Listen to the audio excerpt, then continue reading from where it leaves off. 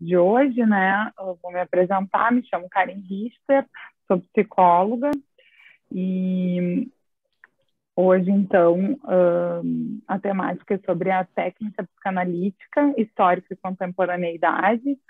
Vou falar um pouquinho dos convidados, o André Versoni, psicólogo e psicanalista, doutor em psicologia pela PUC, possui formação em psicanálise pela Associação Psicanalítica de Porto Alegre, APOA. E o Cássio Bloss Nonemacher, graduando em psicologia pela PUC, estagiário em clínica psicanalítica aqui na Horizonte, colaborador do grupo de pesquisa RIV-PUC.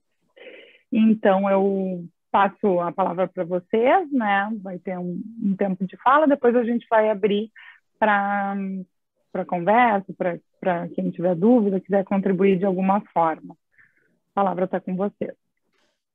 Boa noite. Vou começar, tudo bem, André? Boa noite, tudo bem?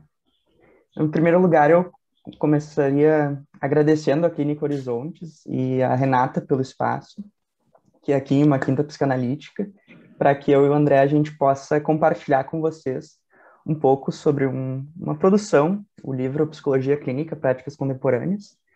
Para quem não pode enxergar, ele é um livro de capa branca com o título centralizado e algumas das letras foram trocadas por símbolos, imagens relacionadas à tecnologia e avanço no tempo. Ele foi lançado agora em 2021 pela editora Vetor. E o André também vai poder comentar mais sobre o tema da técnica psicanalítica, os seus avanços, que é o título dessa quinta psicanalítica, e que faz referência, então, a um dos capítulos que está presente no livro.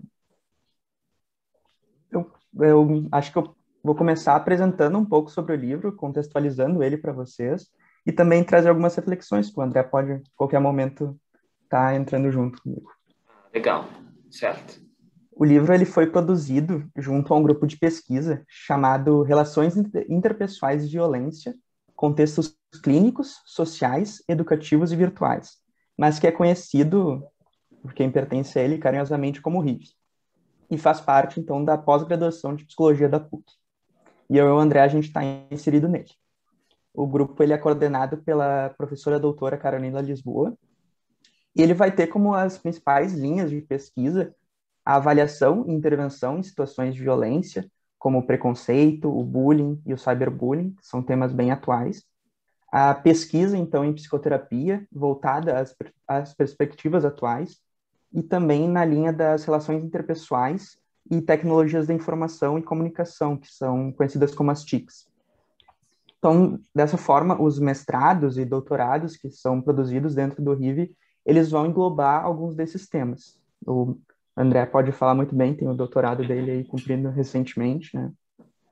Pode falar, não sei se quer falar um pouco sobre o teu doutorado também. Sim, acho que a Clara já explicou um pouquinho como é que é o grupo. É um grupo relativamente jovem, né? O grupo não tem 10 anos ainda, né? Então a gente pegou o grupo desde o início e no mestrado a gente acabou produzindo uma pesquisa sobre formas de subjetivação da geração Y, tá? Então, isso foi uma temática que foi bem relevante e que um dos principais motivos de eu ter escolhido essa temática era poder me aprofundar nas formas de subjetivação da faixa etária da maioria dos pacientes que eu atendia na época, tá? Que eu atendia no consultório, na clínica. Então, com isso, nós conseguimos juntar também um pouco esse interesse acadêmico, né, e um pouco essa parte da clínica, e um elemento assim, que eu acho muito importante é sempre juntar a clínica com essa visão da psicologia social, tá? Porque uma temática assim, que o Freud abordou algumas vezes, que eu acho que é sempre relevante trazer, que toda psicologia individual é uma psicologia social.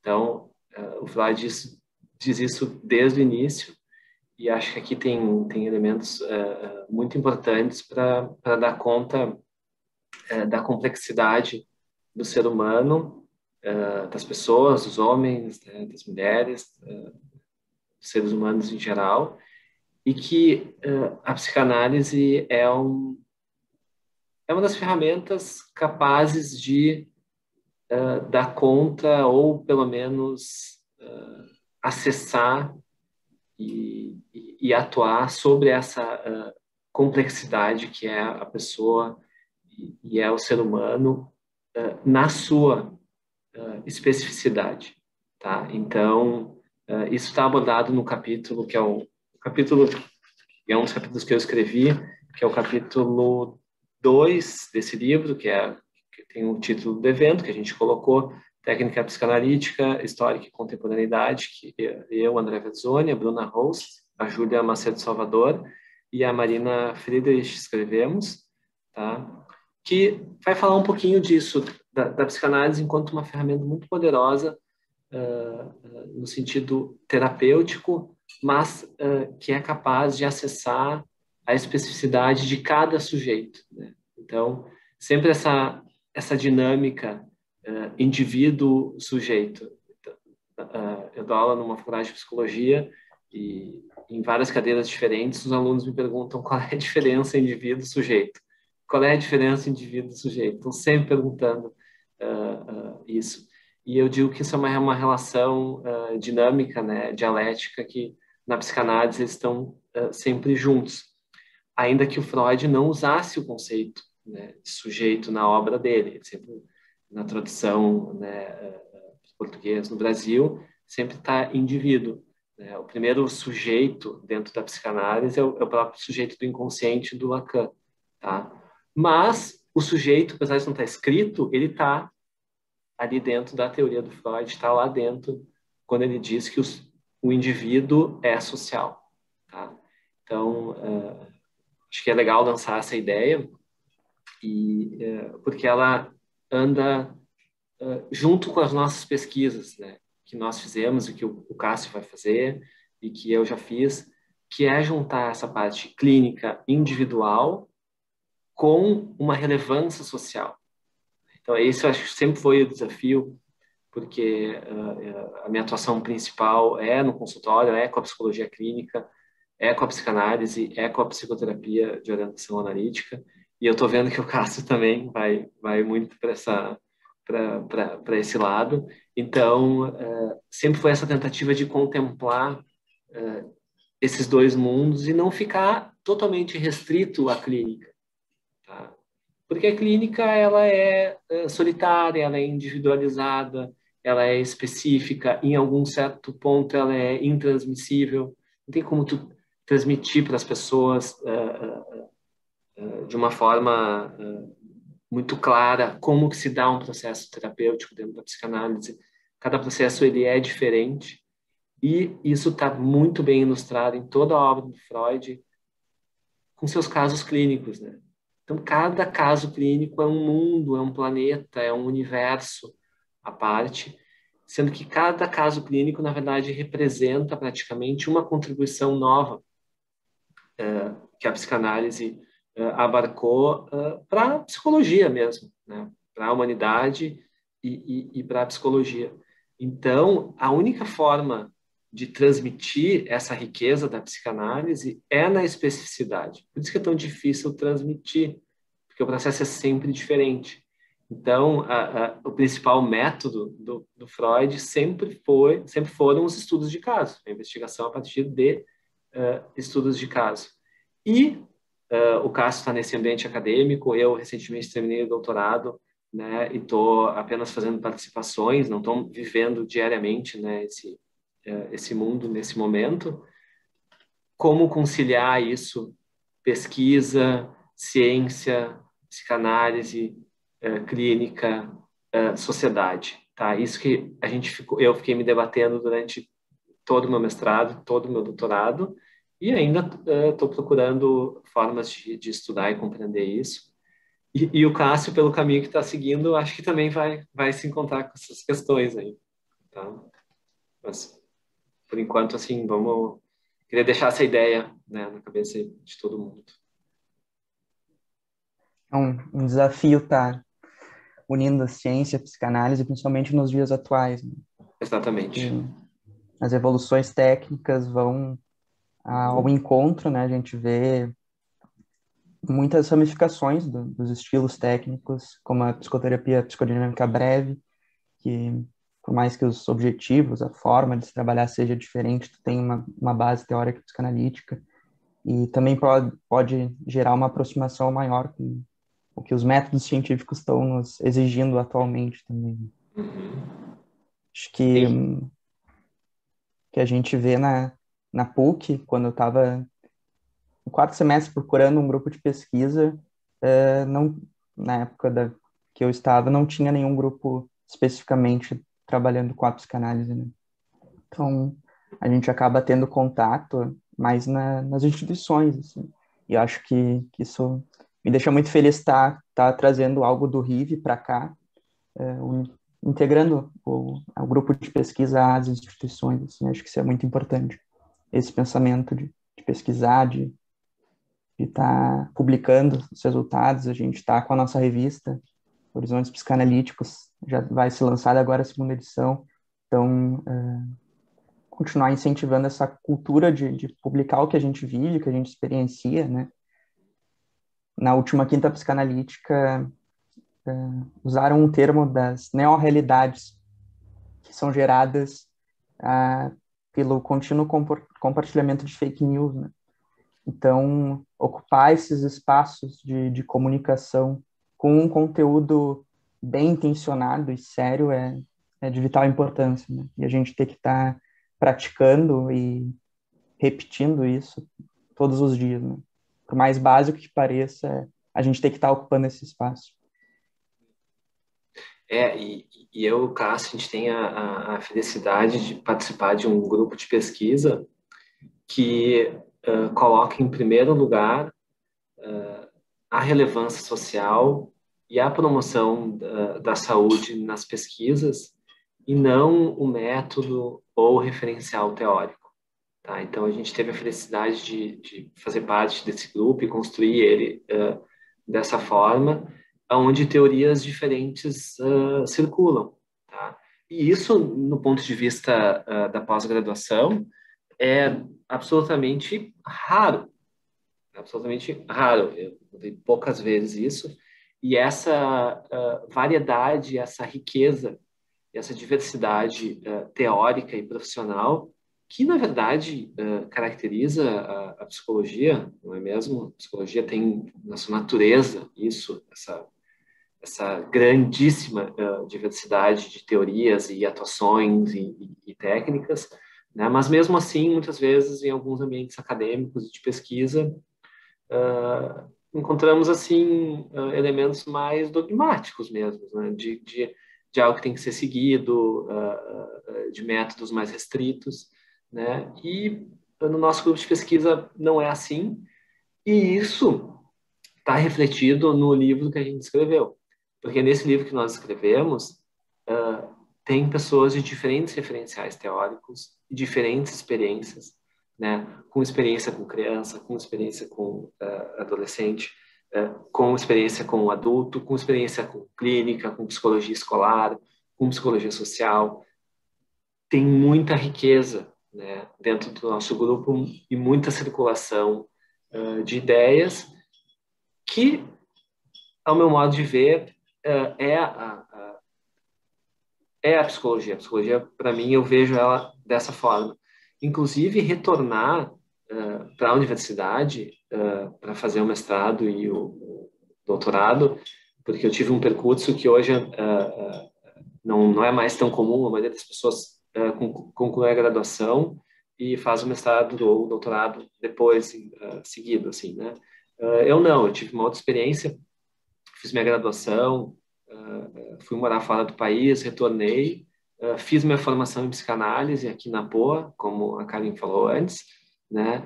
E depois disso, né, eu entrei para a docência e aí aí eu fui fazer o mestrado, então eu retornei para o ambiente acadêmico. E quando eu cheguei para o ambiente acadêmico, eu estava totalmente assim envolvido com a psicanálise, né? tá? O que é maravilhoso, e eu continuo envolvido absolutamente com a psicanálise, mas, voltando para a universidade, eu reencontrei a psicologia, tá? Então, acho que isso tem um caminho que é legal aqui, isso, que a gente tem a psicanálise, mas as pessoas têm uma formação anterior, né? Então, acho que isso foi bem legal de estar em contato com a psicologia, com diferentes profissionais, com diferentes formas de atuar dentro da psicologia, e isso com certeza enriqueceu e muito a minha prática da psicanálise em si. Foi muito gratificante estar em contato com a psicologia de novo, né? Com pessoas que a psicologia é a formação principal, né? A pessoa se apresenta como psicólogo ou psicóloga, né? Então, foi muito legal estar em contato com isso e realmente ressignificou o lugar da psicanálise no meu trabalho. Então, eu e o Cássio, a gente tem esse contato, né, da pesquisa com a psicanálise, com a psicologia, e, vamos dizer assim, é complexo transitar nesses ambientes que são tão diferentes e contemplam tantas coisas, mas eu acho que é necessário para se manter atualizado, para se manter relevante, né, para se manter sabendo as coisas que estão acontecendo. Principalmente quem se dedica muito à clínica, que é o meu caso. Eu também leciono, mas não é a maior parte do meu tempo. E claro que lecionar a docência também te permite essa renovação, estar em contato com os alunos, novas teorias, isso é muito importante. Mas realmente a pós-graduação com pesquisa é um combustível incrível para estimular intelectualmente e atualizar o profissional da psicologia.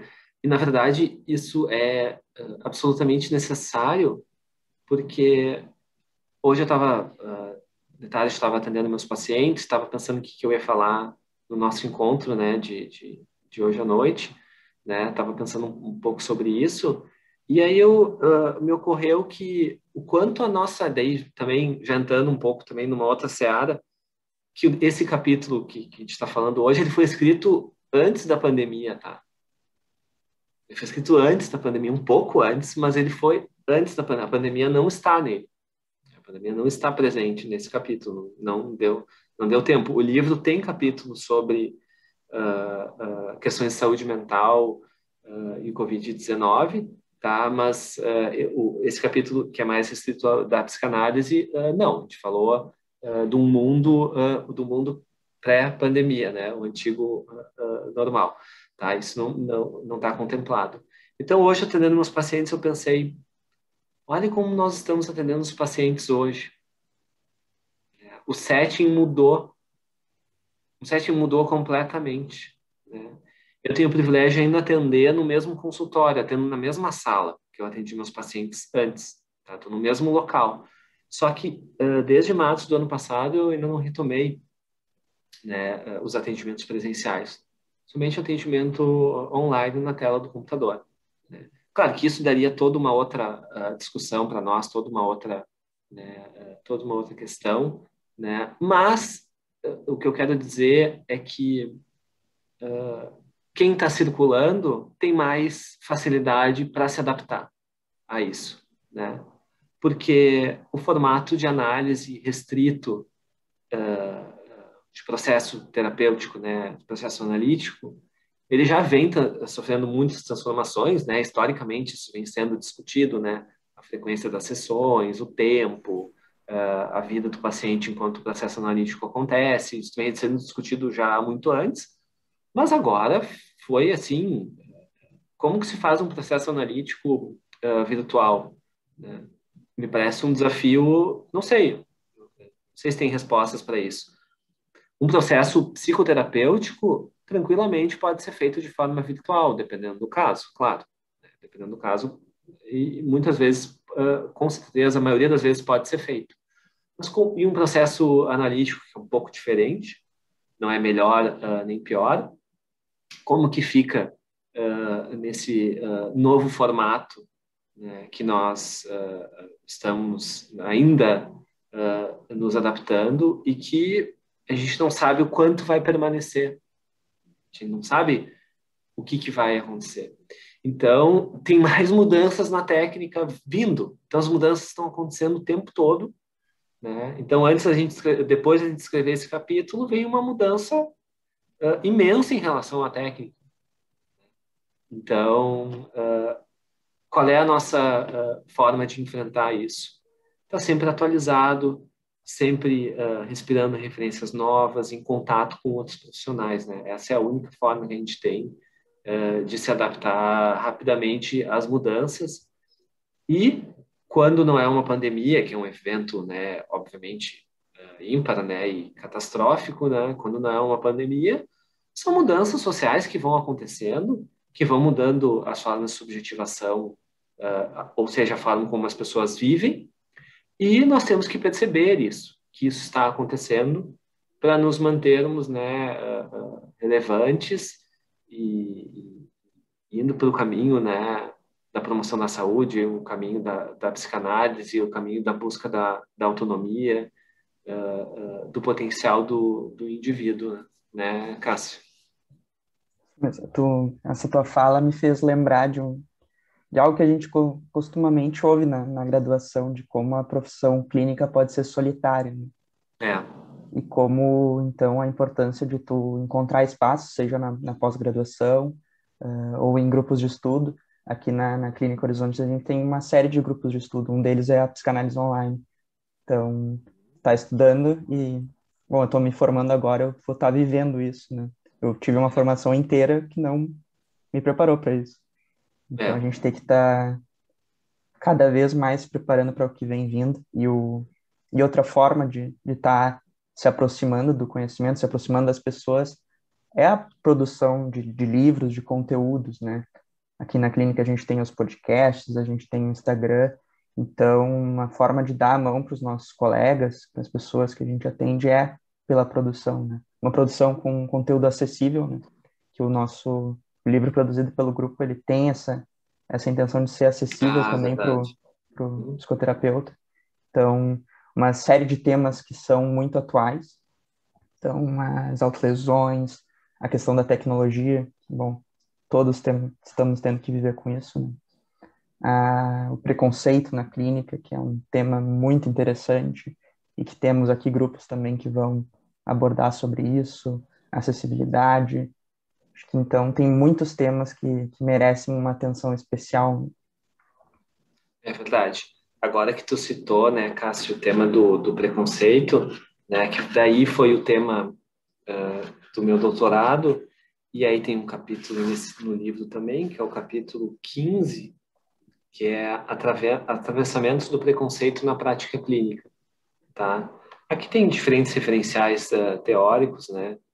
Os autores são eu, a Daniele Linder, a Isabela Marques e a Carolina Freitas de Lima, tá? Então, aqui a gente usou também algumas orientações do conselho, né, em relação ao preconceito, que essa é uma discussão, do preconceito na clínica, essa é uma discussão que está acontecendo, tá?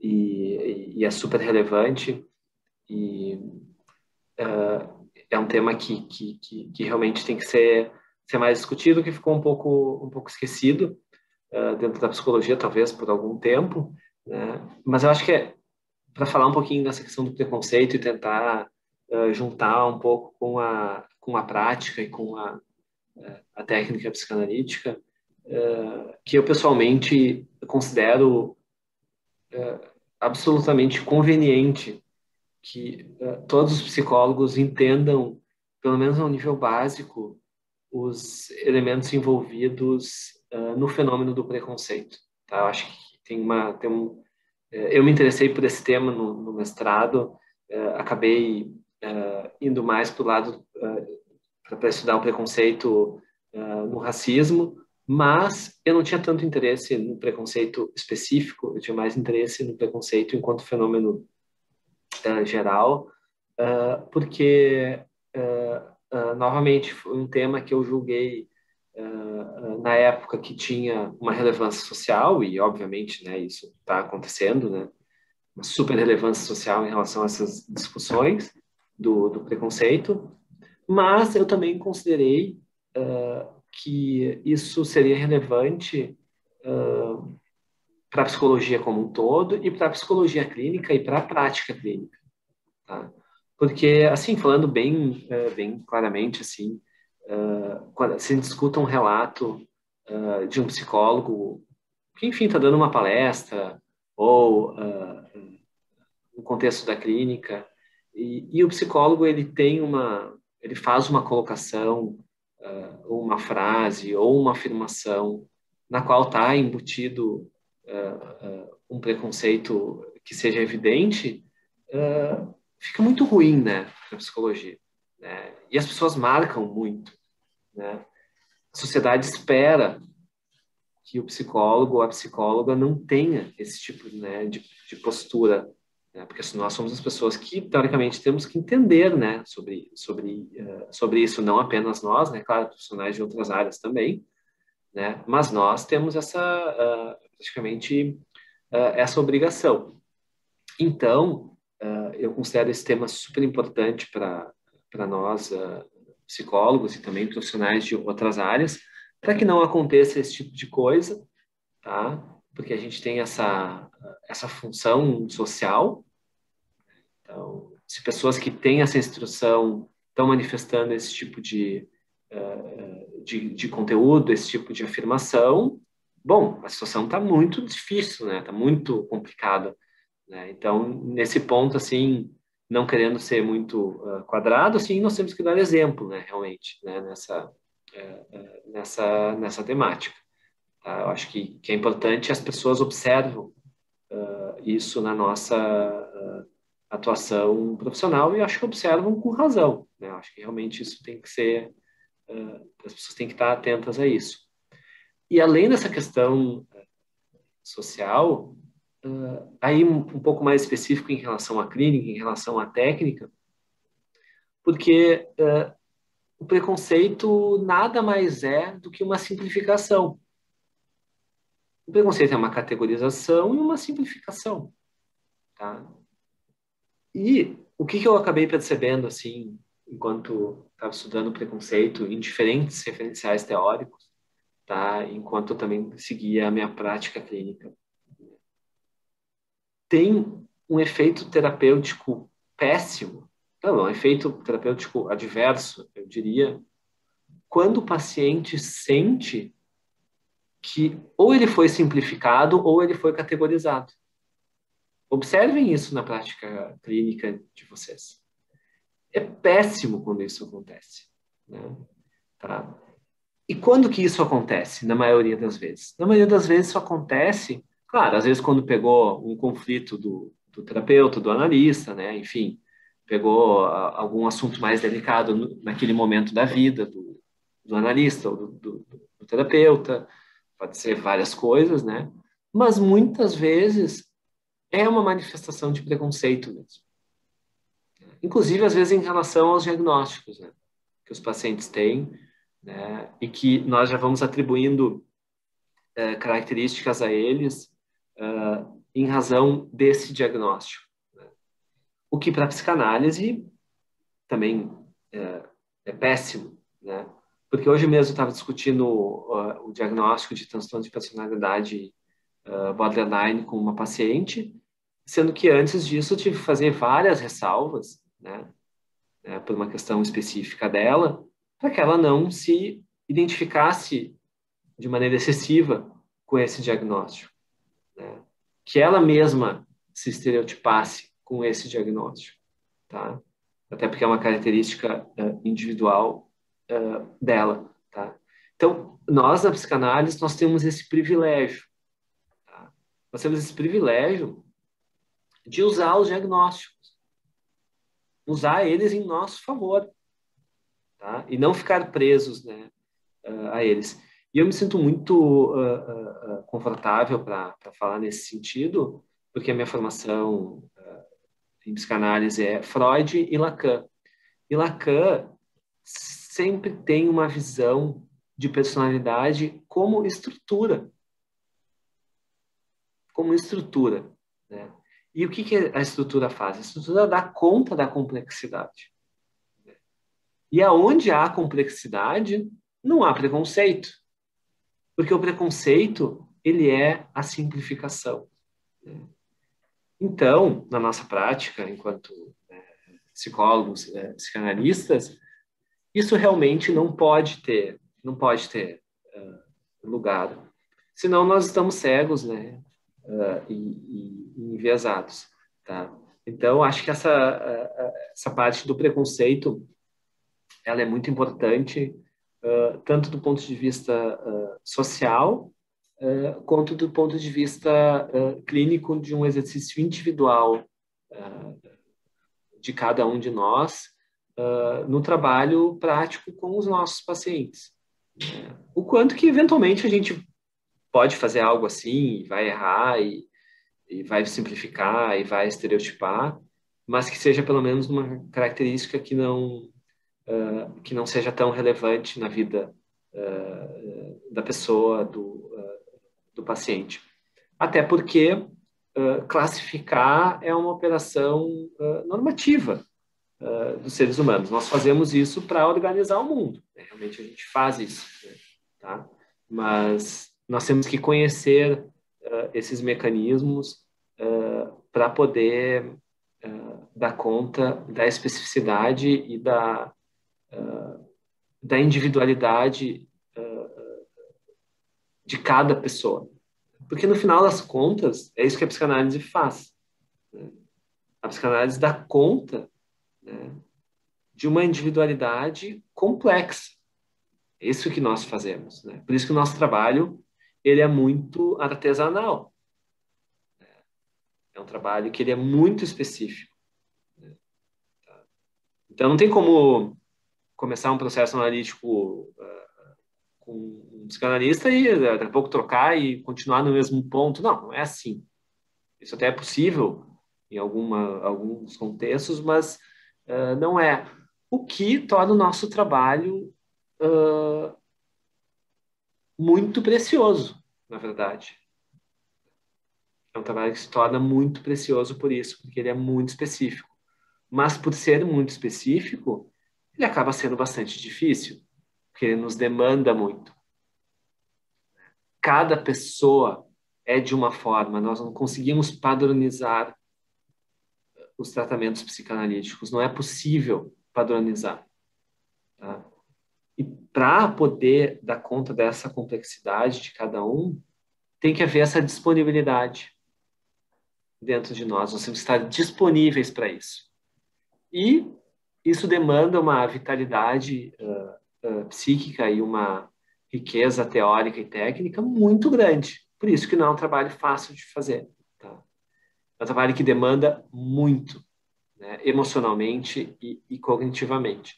Né? Então, o Freud falava, né, que ele dizia, né, que o trabalho analítico era muito árduo, era muito difícil, e que volta e meia ele precisava de um tempo para fazer trilhas nas montanhas. Né? Ele precisava desse tempo nas montanhas para pensar em outras coisas, para poder voltar ao trabalho analítico.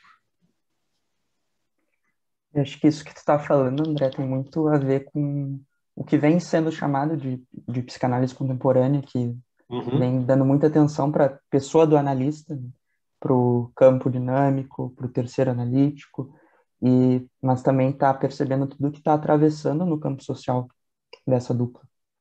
Exatamente. Acho que isso está mudando muito na técnica e no setting, né, psicanalítico, e eu acho que nós temos que ir absorvendo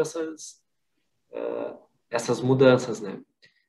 O preconceito que a psicanálise sofre, eu já ouvi de diversos pacientes que chegaram até mim, né?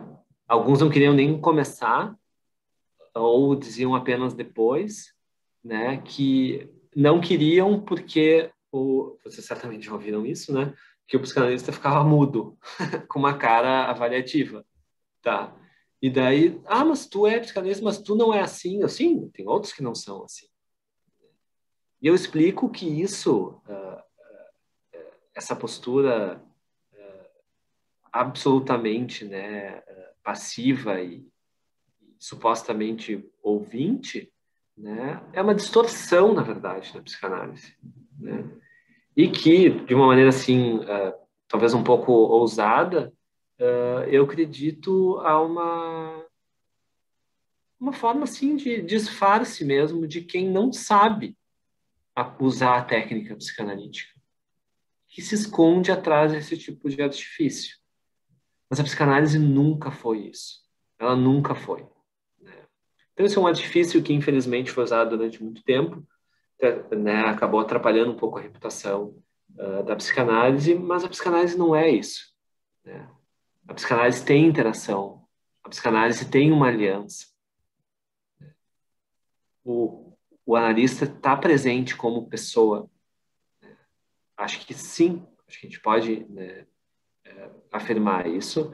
E o mundo está demandando isso. A subjetividade das pessoas demanda isso, né? Algumas subjetividades demandam menos isso, tá? Inclusive, querem mais esse distanciamento, tá? Isso às vezes acontece. Tem alguns pacientes que não querem tanto essa interação, não querem tanto essa aliança terapêutica. Querem algo mais formal, mais pausado, mais reservado, né? E aí cabe também, né, a sensibilidade clínica de cada um, porque nós temos condições de atuar nesses dois âmbitos, né? Seja realizando um processo analítico, seja realizando uma psicoterapia de orientação analítica, sem hierarquizar o que é melhor, o que é pior, o que é mais poderoso, o que é mais profundo, o que é mais superficial, né? Eu acho que isso não é um problema. O que importa é que haja um tratamento, que haja, né, uma transformação. E acho que essa parte da vamos chamar brigas, pode ser, Uhum. disputas, né? Aparece muito no capítulo quanto às escolas, né? As diferentes É. escolas e quanto isso pode estar levando a uma estagnação no desenvolvimento quando uma escola psicanalítica briga com a outra, ao invés de trabalhar tentando Exatamente. entender e evoluir. A escola lacaniana foi pulverizada, né? O Peter Gay fala dessa forma, e é verdade. A escola freudiana também foi inundada por conflitos e dissidências. Bom, na história da psicanálise, acho que nesse ponto é muito legal ler Peter Gay, que está tudo lá, todas as, né, e também o dicionário de psicanálise da Rodinesco e do Rodinesco e Plon, também ali estão todos os personagens, todas as histórias. E sim, né, a psicanálise foi feita por pessoas. E Oi, tem mais 5 minutinhos. tá, sim, já estamos terminando, né? Sim. E então eu acho que tem coisas na psicanálise que mudaram, tem coisas que dizem que é novo na psicanálise, mas não é. Tem coisas que são novas, de fato, na psicanálise. E apenas assim para ilustrar, que a gente está no final, só vou mostrar uma frasezinha, acho que eu vou conseguir compartilhar minha tela, tá? De um texto, vou deixar o título ali, porque acho que todo mundo que está envolvido com a psicanálise tem que ler, e é um texto que tem 2 páginas, tá? Que, na verdade, é uma fala do Fernando Uribarri, que é um psicanalista argentino, que eu tive a oportunidade de ver ele, escutar ele num evento lá na PUC, enquanto eu estava na pós-graduação, estava no mestrado.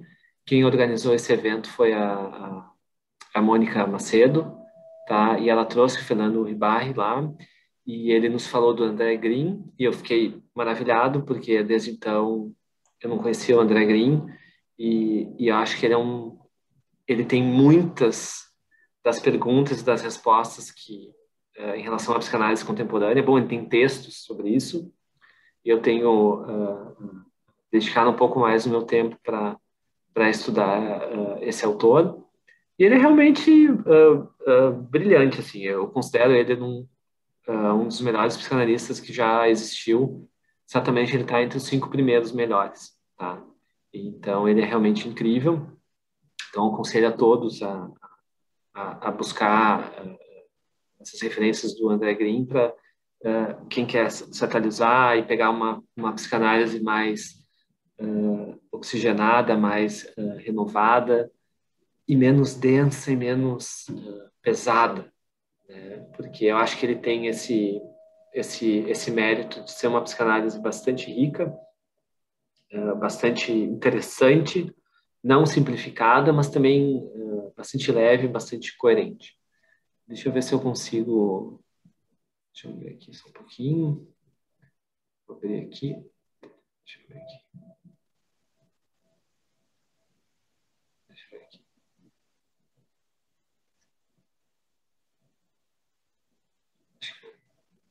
Vocês estão vendo? Sim? Sim, abriu aqui. Tá. Na verdade, depois eu vou parar de dividir a tela. É só essa frase aqui que eu queria trazer para vocês, tá? Coloquei ali agora. Ali.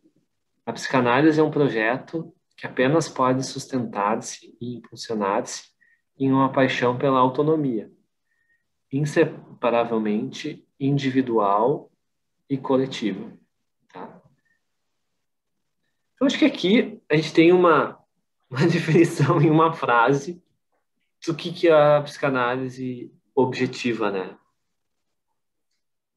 É um sujeito não alienado, né?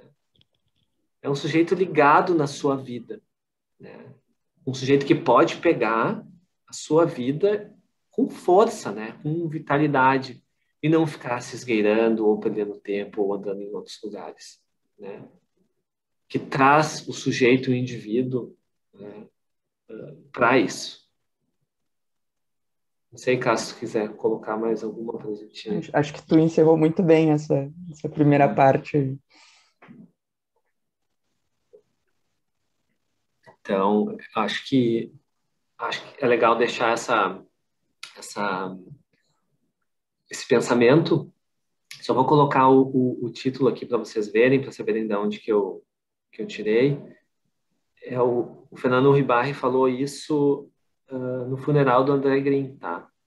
Então, esse texto aqui está no Jornal de Psicanálise de 2012, Legado de André Green, recordar, elaborar, assumir. Então, aqui tem eu considero assim, um resumo da psicanálise, assim, o quanto ela pode ser resumida, né, obviamente. Né? Então, tem muita psicanálise aqui em 2, 3 páginas, tá? Tem muita coisa ali. Ele fala a relação com o pai, a amizade, o afeto. É realmente, né, genial mesmo. Tá? Realmente é maravilhoso.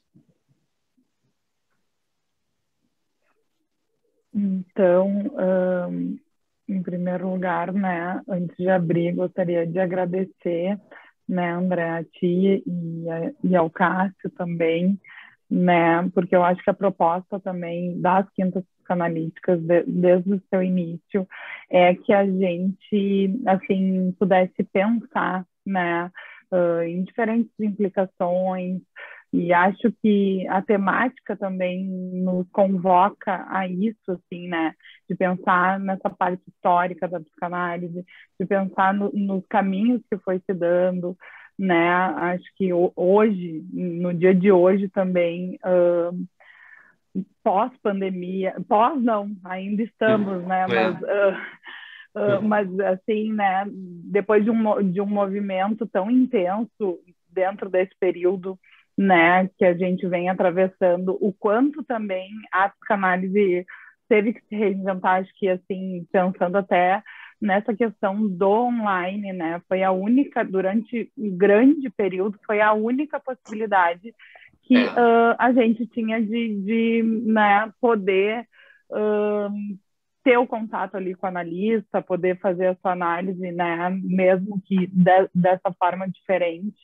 Mas fiquei pensando aqui em vários aspectos também, né, acho que vocês puderam ir trazendo em relação à função social do psicólogo, né, o quanto também estamos num papel muito idealizado, assim, né, enfim, pelos pacientes e por outras pessoas.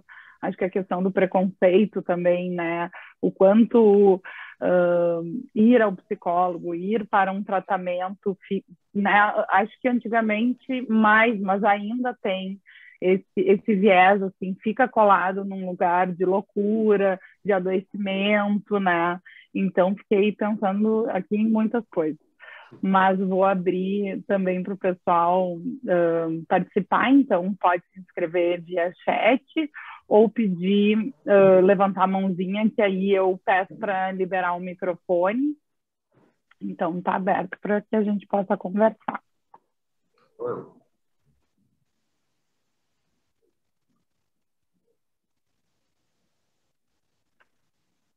Oi, Renata, te passo a palavra. Obrigada, Karen. Então, quero começar agradecendo ao André e ao Cássio pelas colocações, né? E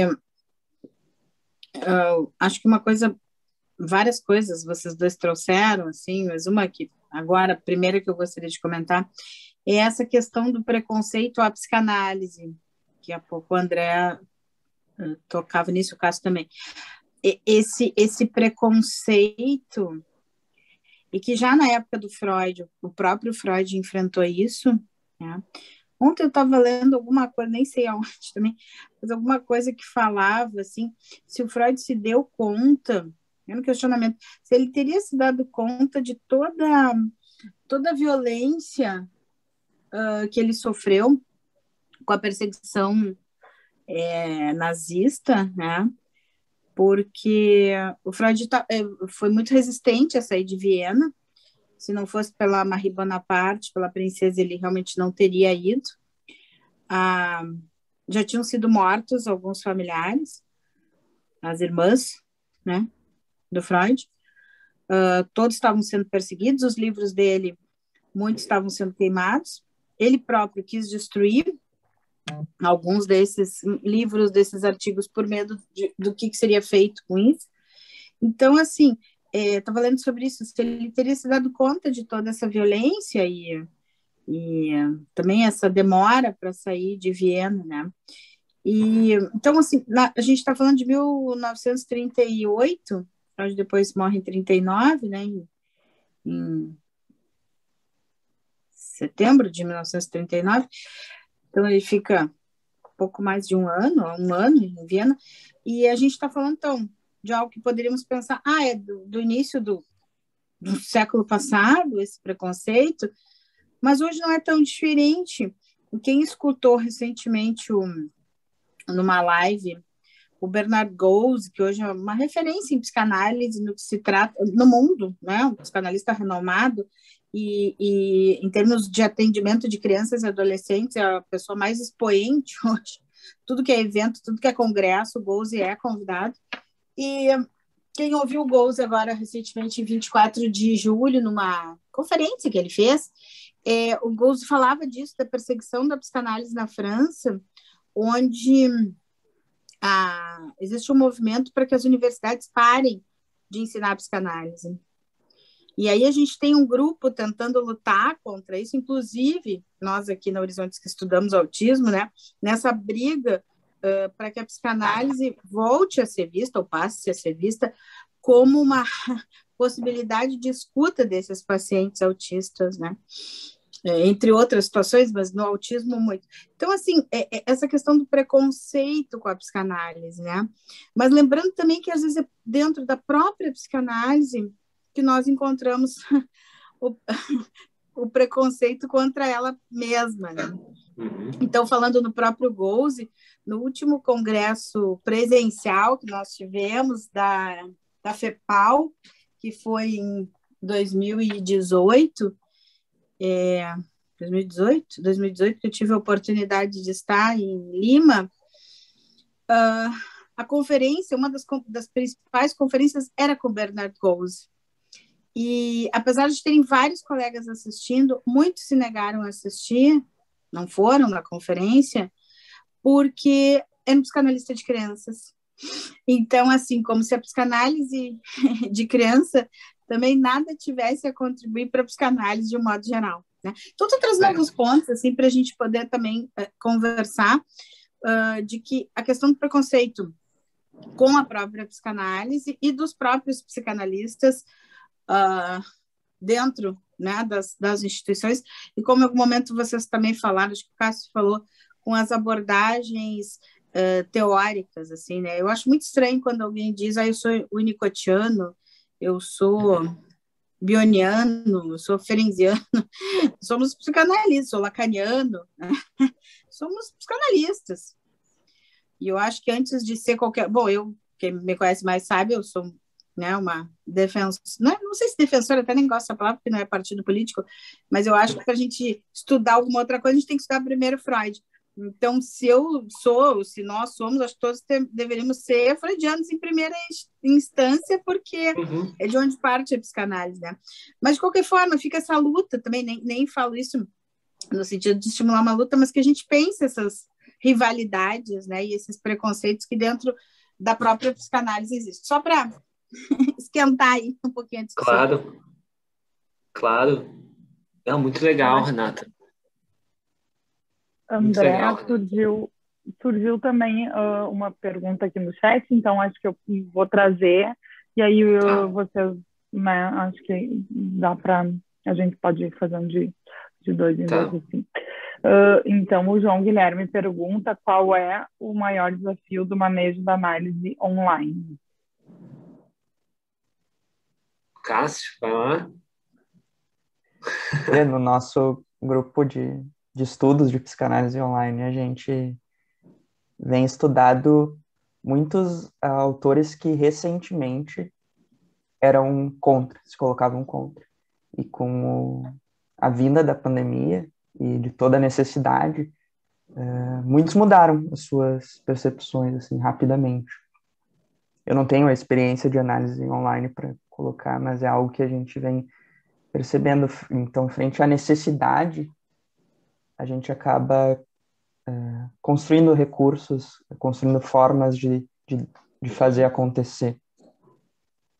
Sim, legal, eu concordo, e isso nos leva para uma discussão que é mais antiga, né, mais velhinha, né, do tipo, só é análise se o paciente está deitado, né, senão não é análise, essa discussão, né, que, enfim, né, que perdura aí até hoje, talvez, não sei, se ela, né, continua, que uma análise nunca vai poder ser feita se o paciente está olhando para a cara do terapeuta, tá? Então, acho que aqui tem uma discussão, né? Acho que vai ter pessoas que vão ser favoráveis a um ponto, outros vão ser a outro, né? Eu tenho, acho que vocês perceberam, eu tenho uma visão mais aberta em relação a isso, e uma psicoterapia ou uma análise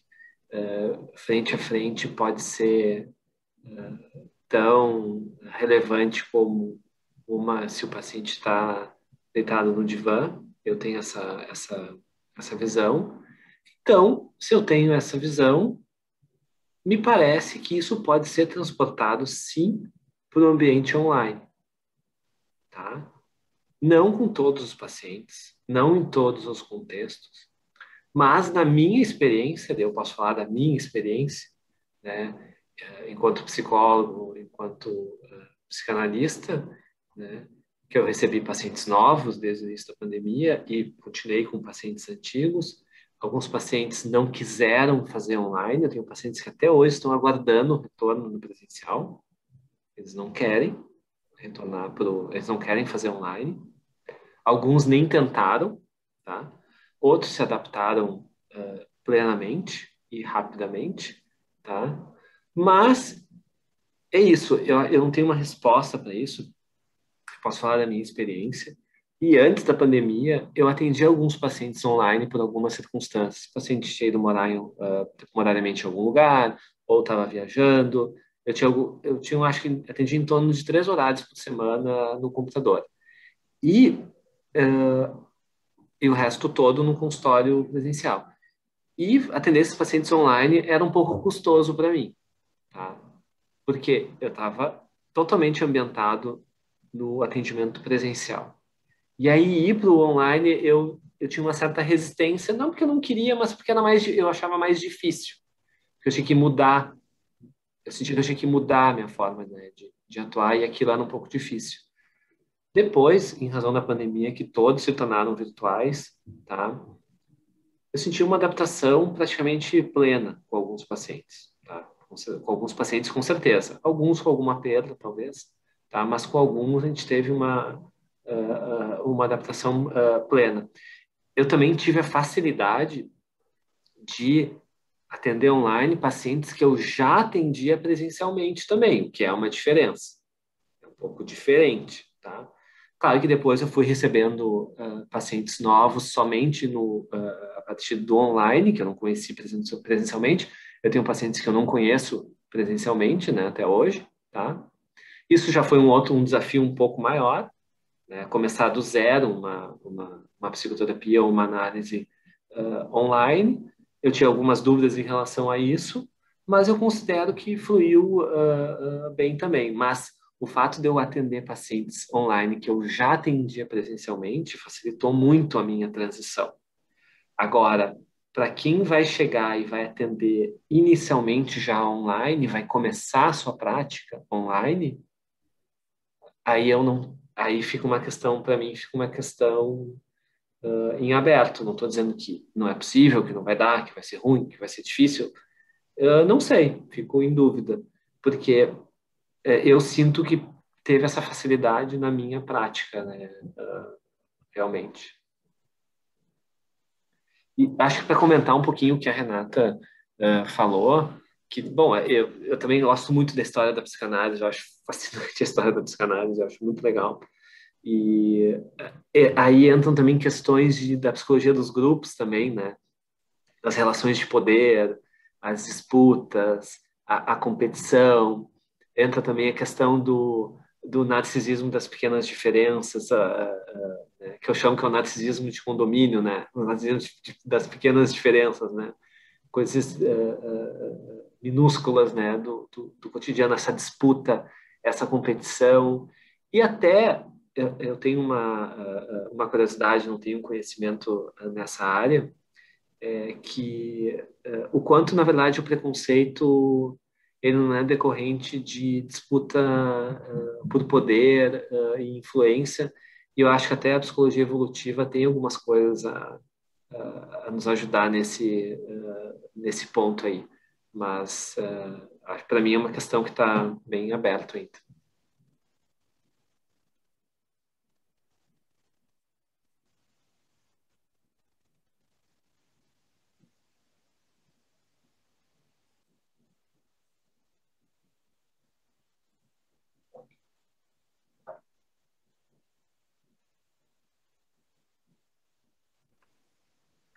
Está aberto, caso alguém queira trazer alguma contribuição, né? Eu fiquei também pensando, né, enquanto a Renata falava, da importância, assim, né, de também estudar autores mais contemporâneos, também ter esse conhecimento em Freud, né? Eu não sei se é verídico ou não, mas diz que quando, né, estudantes lá do Lacan diziam que eram lacanianos, ele dizia que eles podiam ser lacanianos, mas que ele era É. freudiano, né? Ele dizia isso, sim, ele dizia. Ele dizia isso, né? Vocês são lacanianos, né? Ele se colocava nesse lugar, né? E ele considerava que ele estava tentando uma questão histórica ali, que ele estava trazendo a psicanálise para sua essência, né? Novamente, até é difícil para nós avaliarmos como que estava aquele período histórico da psicanálise, toda a questão da psicologia do ego, né? Então, talvez seja uma psicanálise mais adaptativa, talvez, né? Então, tinha um pouco esse contexto, e o Lacan acabou dando um pouco essa contribuição, acho, que ele diz, né, que tínhamos que retomar, né, Freud, né, porque tinha se perdido, tinha se desvirtuado, talvez, do que seria mais essencial da psicanálise. Eu acho que talvez sim, eu acho que ele trouxe essa contribuição realmente para a psicanálise. Eu acho que foi bem importante ele ter feito isso ali nos anos 50, nos anos 60, né? Até tem um grupo de estudos na Horizonte de Lacan, com o João Vitor Jäger, e eu fiz parte durante um período, assim, e aí, né, na época, eu acho que nós estávamos estudando os escritos, e ele faz esse retorno, assim, em muitos textos, né, de fazer um retorno a Freud, o que Freud estava dizendo, né. Então, acho bem importante que a gente pensa em psicanálise, assim, dessa importância também de entender o que o Freud falou, porque também foi a partir do Freud que pôde se dar todas as construções, né, construções a posteriori, assim. E isso que tu tá falando, assim, Karen, tentando juntar um pouco com o que a Renata falou antes, e usando a nossa experiência, né, minha e do Cássio na pesquisa, nos grupos de pesquisa, o amor aos autores, né, ou as seitas, né, dos autores, e as seitas dos grupos, né.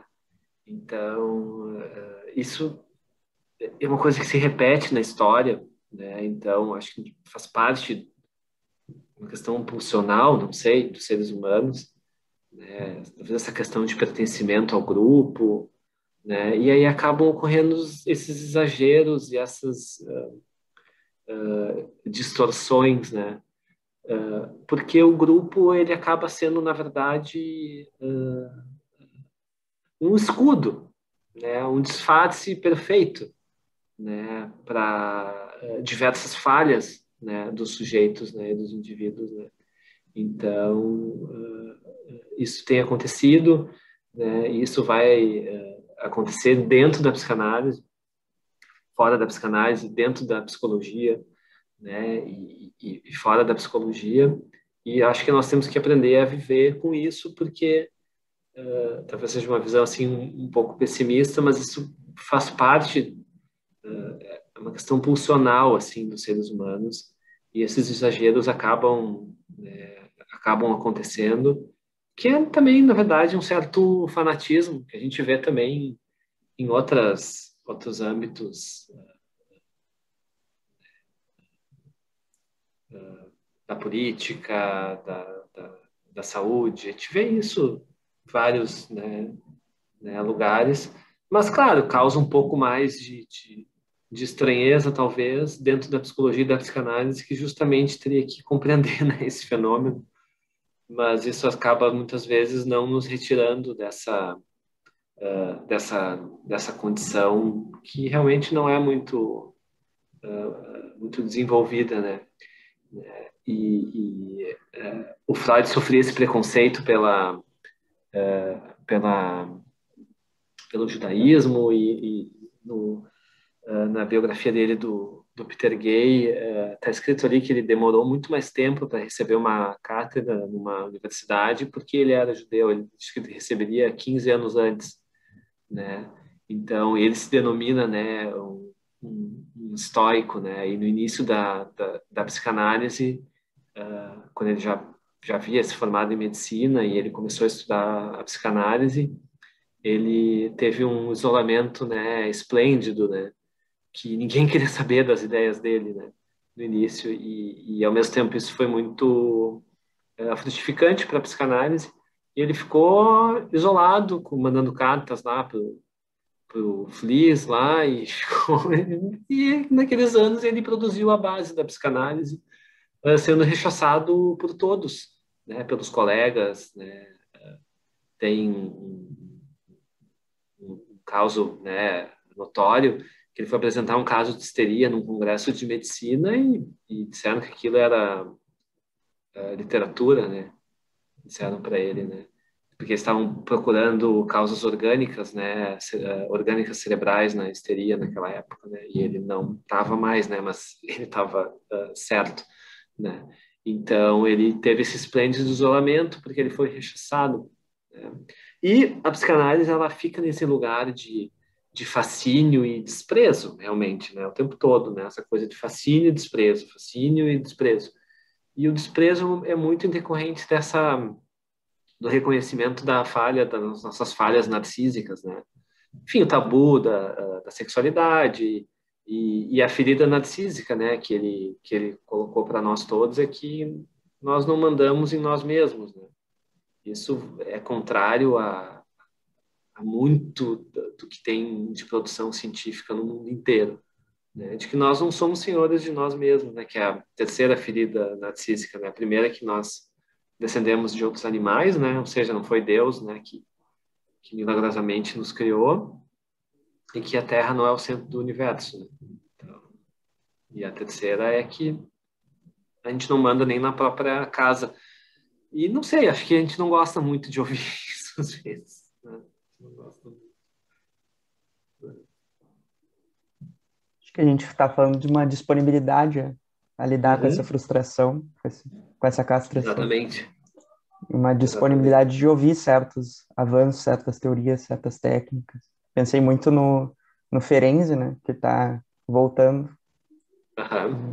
Como a gente está ficando disponível a ouvir certas teorias que ele trouxe e que estão sendo muito úteis aqui na Horizontes. A gente tem... Acho que eu ouvi muitos trabalhos teóricos o meu próprio trabalho teórico que eu produzi no estágio, usando a teoria deles. A teoria dele, do Ferenczi, da Melanie Klein, são teorias absolutamente específicas, mas ricas, né? Às vezes não se comunicam com outras coisas, mas são absolutamente ricas e profundas, né? Então, o Ferenczi é um autor que foi estigmatizado, né? Porque ele teve uma doença mental no final da vida, ninguém sabe ao certo o que foi, né? Não sei se existe essa informação concreta, e acabou ficando estigmatizado. Então, muitos são estigmatizados. O Jung também ficou muito estigmatizado também, né?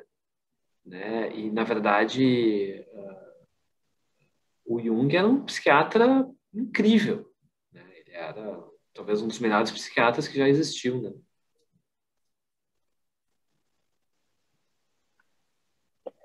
Bem interessante, né? E pensando também que parece, assim, né, que alguns autores também está tendo uma retomada, né, do que estava. Acho que o Ferenczi, que nem o Cássio traz, estava também nesse lugar, assim, e agora a gente vê que tem diferentes grupos, né, trazendo de volta. Acho que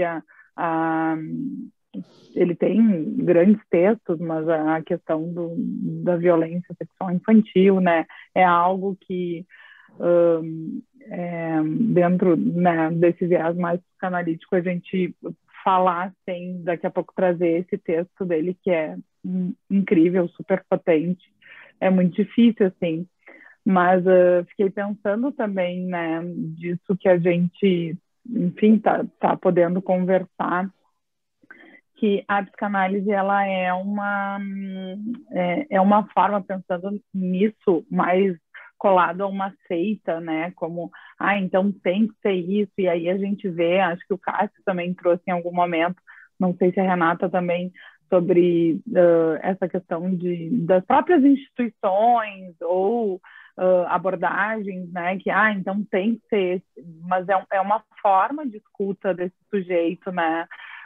E acho que nem tu trouxe, né, André, dessa alienação, de possibilitar que o indivíduo, que surja o sujeito nesse indivíduo, né? Acho que também fala dessa complexidade. O João Guilherme também trouxe que esse dogmatismo teórico só empobrece nossa escuta analítica.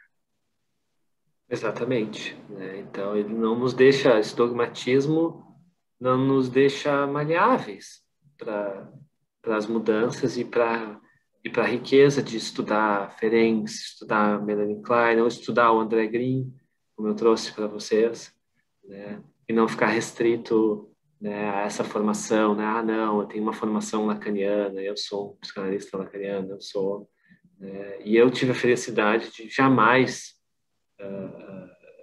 pessoalmente, me agarrar a isso, sabe?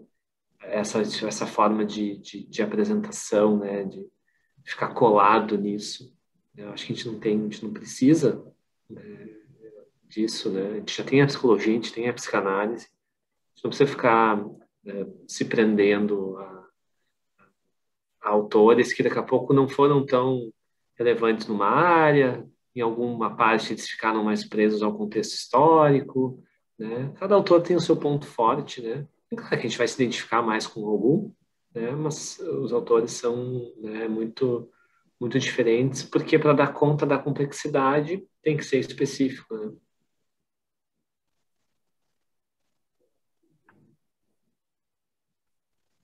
A Priscila trouxe, deixou uma mensagem no chat também dizendo: estou muito feliz em ver tantos grupos de psicanálise ampliando seus olhares. Na formação acadêmica, o olhar ainda está muito engessado, o que sempre me incomodou. Parabéns pelo conteúdo.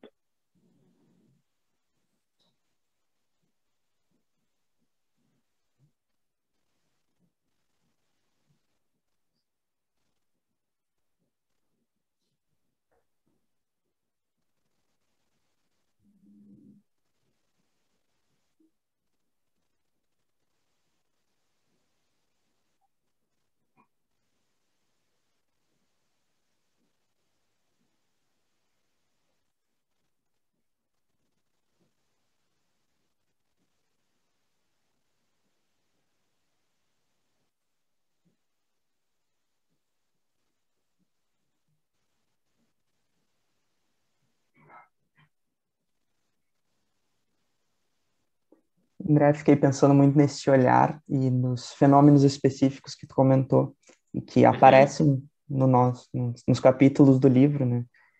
Sim.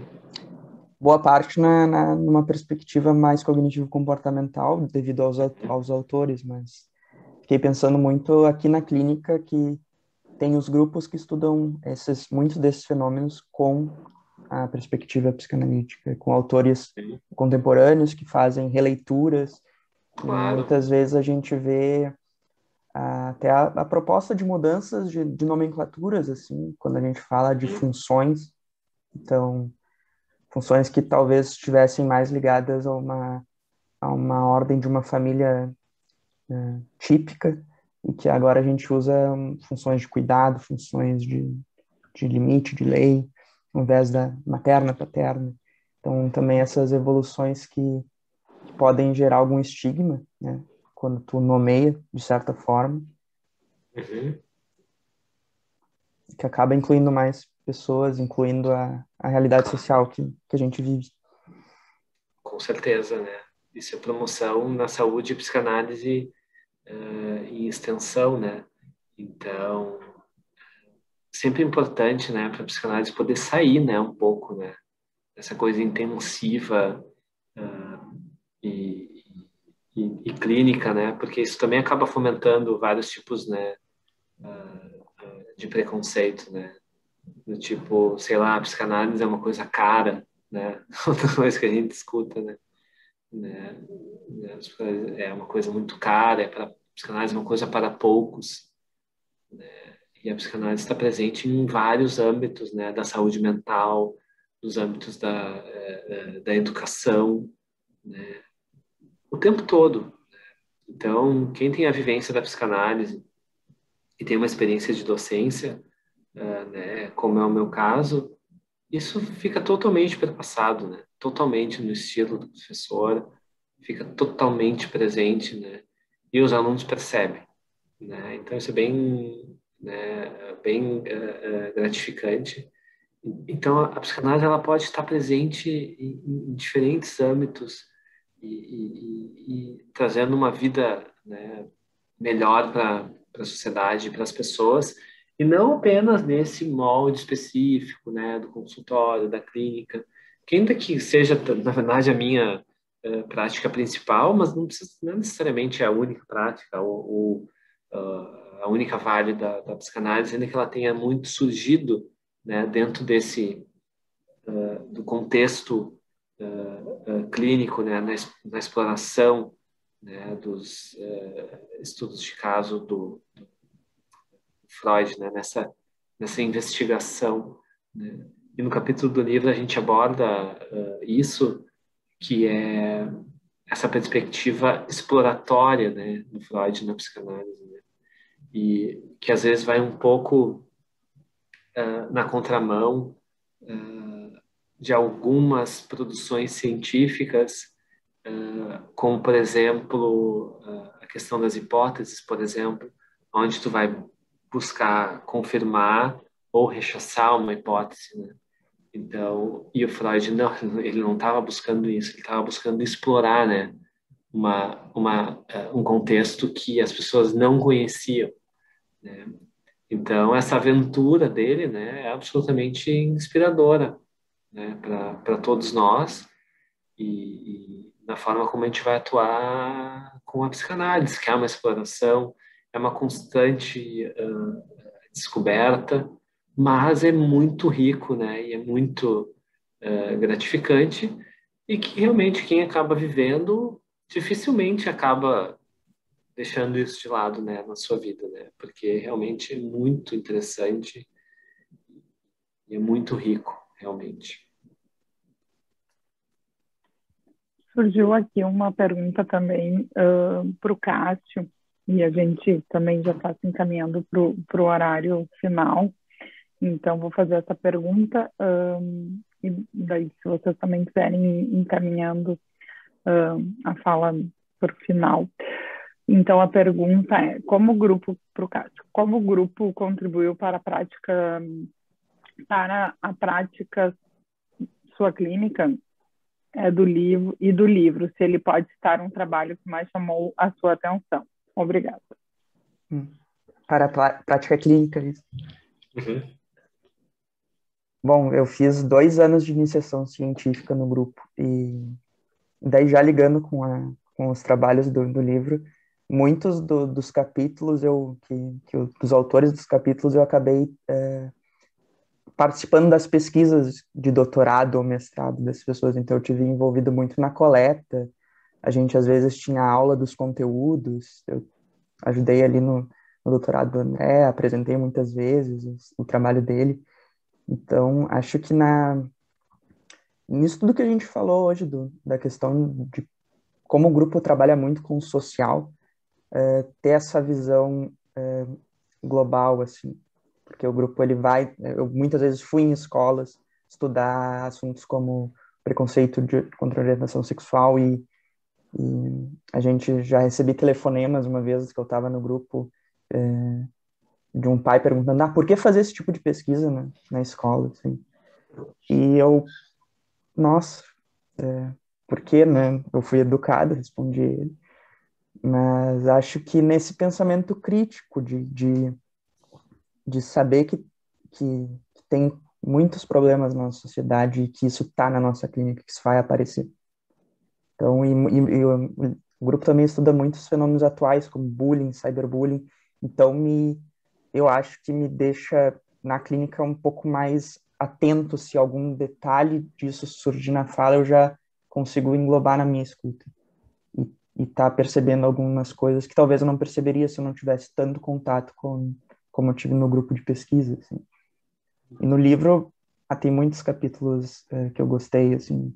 O preconceito talvez tenha sido o que eu acho mais interessante. O de técnica psicanalítica também traz muitas questões novas, como o André vai poder falar melhor, que eu li ali da mentalização, da neuropsicanálise, então o mais vanguarda possível. E acho que é isso, assim. Ajuda na composição do teu olhar frente ao que tu ouve e a pessoa que está na tua frente. Muito legal, Cássio, isso que tu falou. Concordo também, porque são coisas que nos enriquecem e balizam, né, a nossa clínica, saber sobre essas coisas, né? E quando você estava falando, eu me lembrei de uma frase, né, do Conrado Caligares, que é uma outra referência, né, clínica para todos nós, e que eu acho que naquele livro, Cartas para um Jovem Terapeuta, é um livro também que todo mundo acho que deveria ler. Esse livro eu ganhei quando eu me formei psicólogo, eu ganhei esse livro. E eu acho que é nesse livro que ele fala que a gente nunca deve confiar num psicólogo, num psicoterapeuta de um livro só.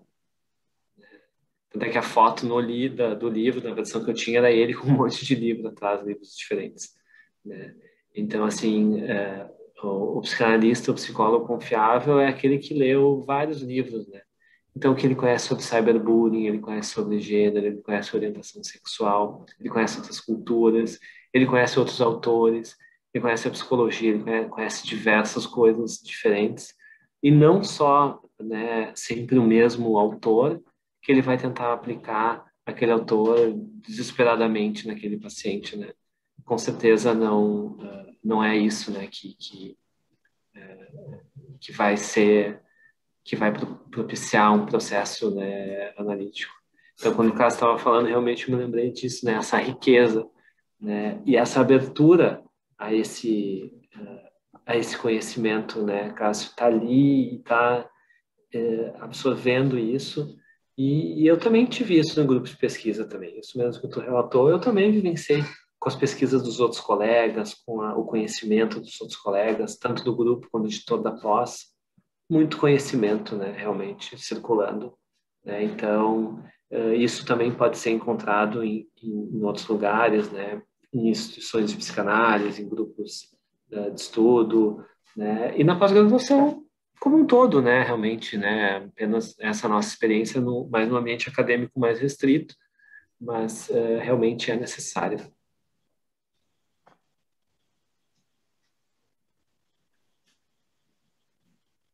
Então, como estamos encaminhando para o final, né? Gostaria de agradecer a participação do André e do Cássio, assim, né? E uma temática muito rica, assim, para a gente poder pensar. E acho que, como eu falei no início, né? É a proposta das quintas psicanalíticas para que a gente possa trazer diversas temáticas e poder pensar sobre elas, né? Debater, trabalhar essas inquietações, né? E as produções, porque eu acho que é disso também, quando a gente fala de psicanálise, a gente fala disso também, né?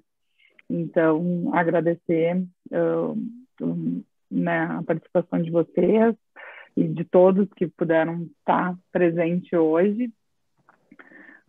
Eu gostaria também de apresentar a quinta psicanalítica da semana que vem, né? A gente teve uma troca de horário, né? Sempre foi às 19h30 e a partir de hoje passou a ser às 20 horas. E na semana que vem o tema vai ser do pulso que ainda pulsa, as mães que não conseguem amar a filha. Ensaio sobre o ódio materno, com a convidada Adriana de Melo Lima, psicóloga, mestre em Psicologia Clínica e Cultura pela Universidade de Brasília, coordenadora do Núcleo Psicanalítico de Manaus, formada em Psicologia Perinatal pelo Instituto Gerard de Psicologia Perinatal. Então, fica o convite na próxima quinta-feira, às 20 horas. E é isso. Uma boa noite a todos e muito obrigada. Boa noite. Boa noite. Boa noite, obrigada. Boa noite.